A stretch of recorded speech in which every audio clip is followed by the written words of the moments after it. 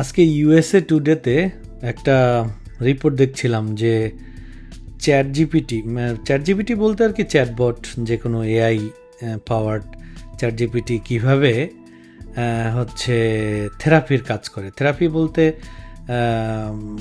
মানে mental therapy, মানসিক প্রশান্তি দেওয়ার জন্য, বা আপনি কোনো কিছু নিয়ে বেশি অকুপাইড বা অবসেসিভ ডিসঅর্ডার তৈরি হচ্ছে, বা কোনো মেন্টাল ইলনেস একই জিনিস নিয়ে ভাবতে ভাবতে তৈরি হচ্ছে, সেইটার জন্য যে ট্রিটমেন্টটা হয় থেরাপি বলা হয়, সেই থেরাপিটা আপনি চাইলে চ্যাট জিপিটির মাধ্যমে দিতে পারেন।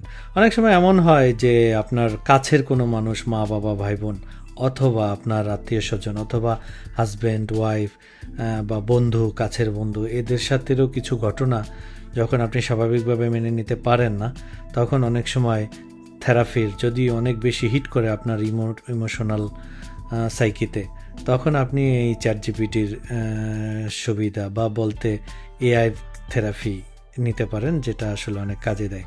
তবে কিছু কিছু ক্ষেত্র আছে যেটা মেডিকেল প্রফেশনালদের দরকার হয়।